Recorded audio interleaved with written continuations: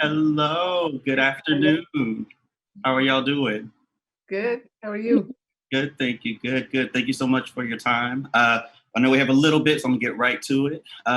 Gina and KiKi, I saw the movie, loved it.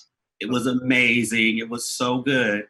Starting with you, Gina, what attracted you to this role to begin with? Because if I'm not mistaken, you're actually the first Black woman director to direct a film like this, a comic book action film, correct? Yeah. Yeah, I mean, and I shouldn't be because I know I love the genre and I know there's a whole lot of other sisters that love the genre as well and want the ability to come in and put your lens on it. So I feel very fortunate. Skydance sent me the script. I've been enthralled with Skydance for a while. The movies that they put out, they're big, giant, cool, fun movies. So to get something from them was both exhilarating and intimidating. But as soon as I started reading, I knew that this was something that I needed to do. It had these two dope females at the head of it.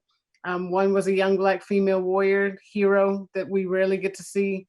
I loved the characters and the story, that it felt like it was about something, which was really important. And at the end of the day, the characters moved me. And as an artist, that's ultimately what I want to bring to an audience, to be moved by the story that I'm telling. And it just felt like it had everything I wanted. How hard is that to do to bring that sort of emotion to an action picture? Because that's something you don't really see that often. Mhm. I mean, it started with what was on the page about these real things that these characters were going through despite the fantastical conceit.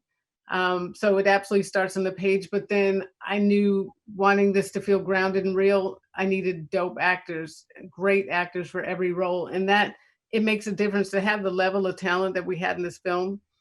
What KiKi brought to Nile, it it makes me look really good. So Awesome, awesome. And speaking of KiKi and that awesome talent, my goodness, KiKi. You have had an amazing last few years. Your breakout role in If Beale Street Could Talk. I'm not gonna lie, I had the ugly cry in the theater. I had to get myself together before I stepped out the room. How was it like, or what was it like preparing for this role for you? Because this was completely different from what I had personally seen you in. Like you did all this fighting, and what was that process like? I mean, physically, it was very different, of course. Just having to really train my body in a way that I had never, done that before.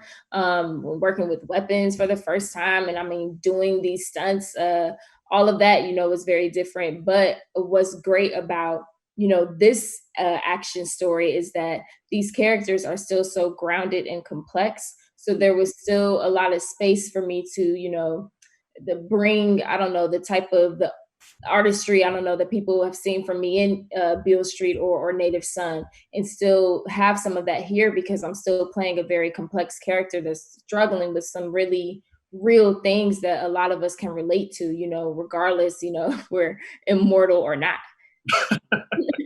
Right, right, right. One of the things that I found really interesting about your character and her storyline was her commitment to family. Right, that was like a big thing for her. Not to give any spoilers away. How did you how were you able to sort of bring that out in her character? Because that was one of the more emotional centerpieces of the film, at least to me.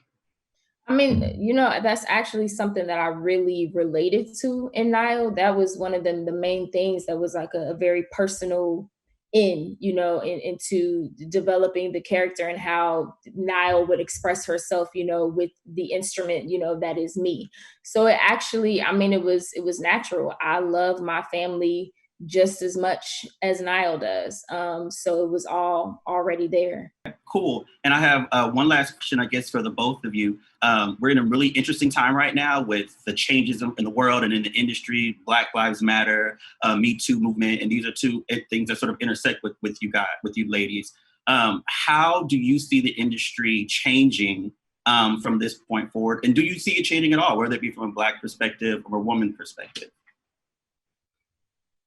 I mean, oh, go ahead, Gina. No, go for it. I mean, definitely the there has been some change, but there's still a lot more to be done, just even based off the fact that we're having this this conversation. And that a big point of conversation has been, oh my goodness, this is led by 2 women and there's a Black woman directing it. It's like, okay, well, at what point do we get to, you know, a point where that's not such a big point of conversation, where it's just like, obviously we're just as capable, you know, so it really shouldn't be such a surprise. But I mean, I'm grateful that these groups of people, women, artists of color, are now in a place of speaking out more, demanding more representation, and also creating our own representation, creating our own projects and, you know, stories that allow us to be represented in a way that Hollywood has just always, you know, left us out of the conversation. Awesome, awesome. Well, thank you, ladies, so much. I really appreciate it. And again, wonderful, wonderful movie. Congratulations. This is awesome. Thank you. Thank you. Take care. Bye, you too.